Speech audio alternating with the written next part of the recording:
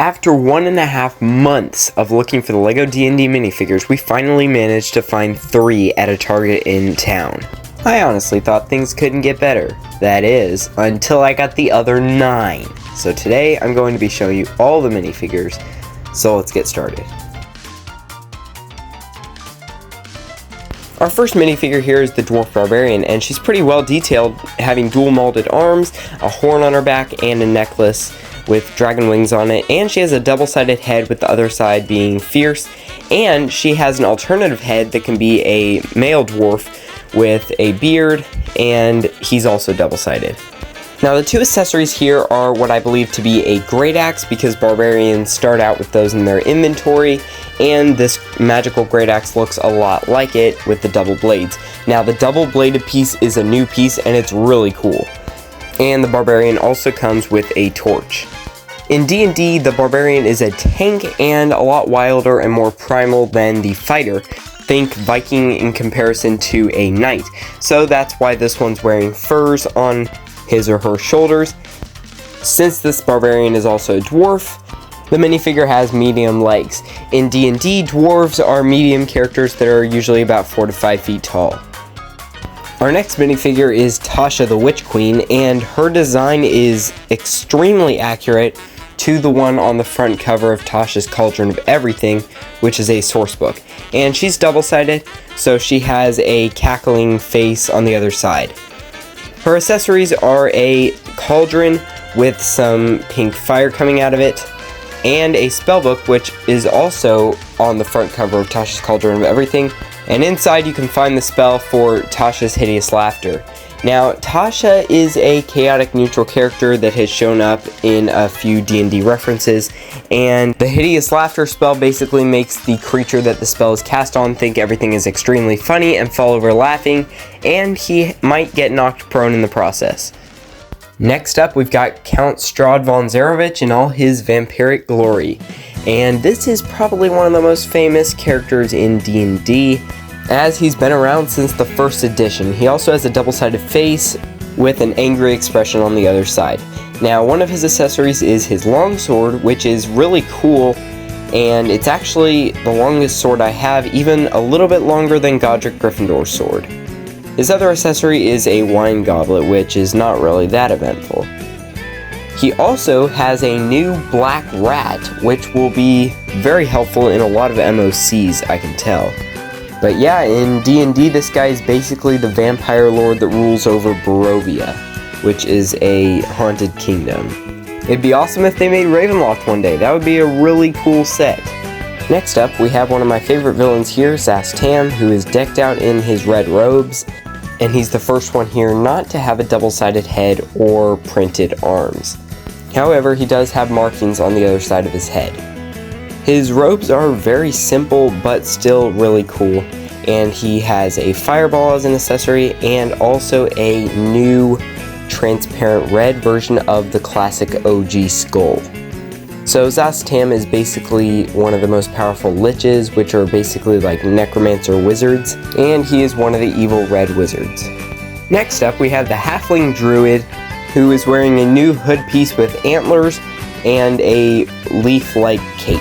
This druid is basically decked out in very forest-like clothing, and you can see he's got a necklace with fangs on it and some feathers hanging from his pouch. He is double-sided, and his other side shows a more determined expression, and he's got an alternative female head, one side showing her winking, and the other side showing her more serious. The druid comes with a staff, which I'm gonna guess is his druidic focus, and he also has a pet bird that can go in the minifigure's hand. Since this character is a halfling, the minifigure has short legs because halflings are only usually 2 to 3 feet tall.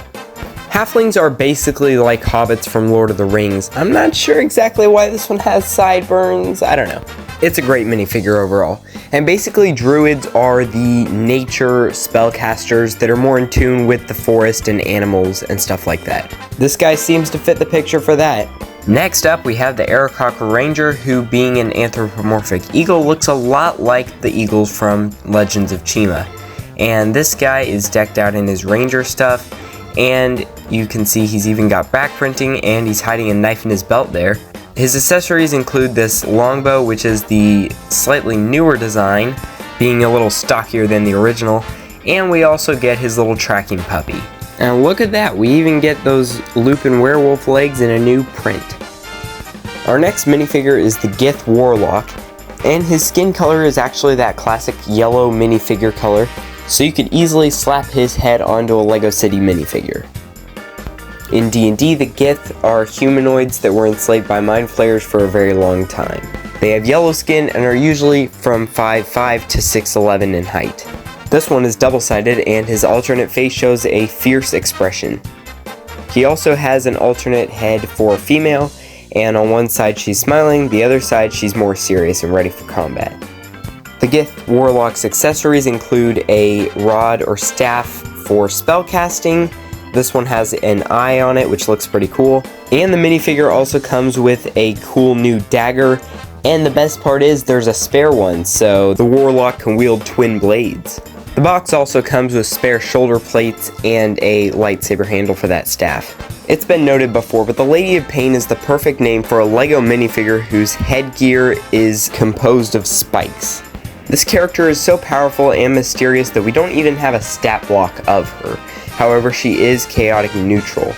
And we know that she's the Queen of Sigil, which is a city somewhere in the multiverse. Her minifigure is floating on a round 2x2 brick and clear, and surprisingly her head is just a pure black head underneath that fancy headwear of hers. What is printed, however, is the back side of this minifigure underneath that cape. And you know, the cape might be a new piece too, I'm not sure. The Lady of Pain only comes with one accessory, but that is the Cubic Gate, which is a magic item found in the Dungeon Master's Guide. The way the Cubic Gate works is that each side of the cube is linked to a different dimension in the material plane, and characters can use it to teleport between worlds. It also comes with a spare one of both of those pieces, so you could actually have two Cubic Gates.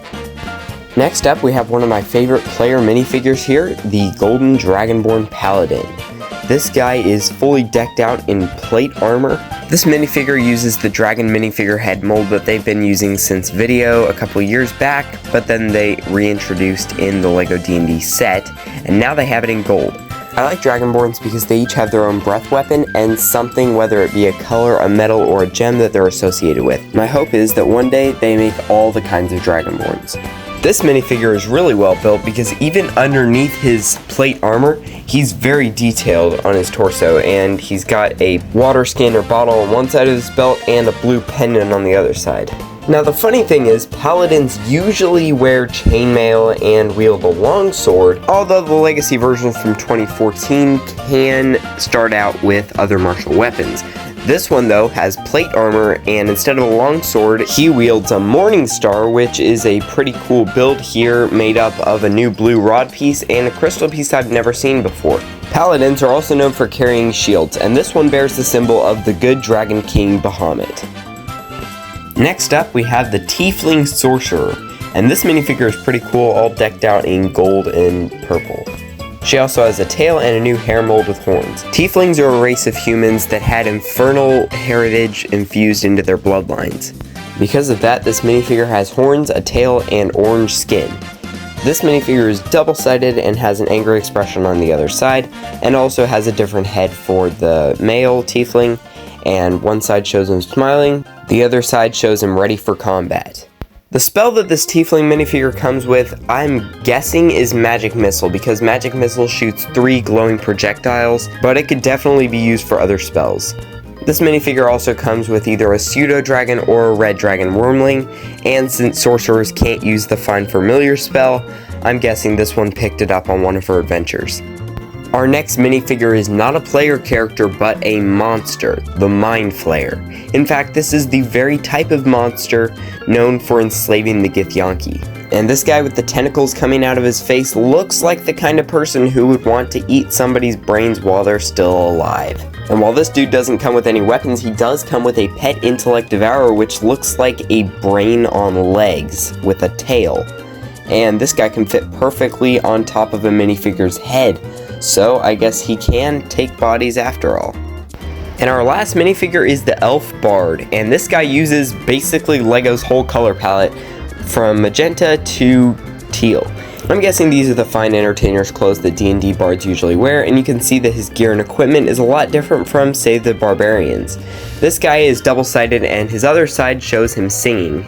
And he's got an alternate female head who looks like she's overdone it a bit with the makeup, and her other side shows her singing as well. The bard has a lute, which I think is a new piece, but he's also ready for battle with a rapier.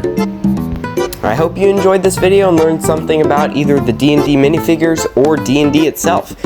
Please like and subscribe, and I'll see you next time.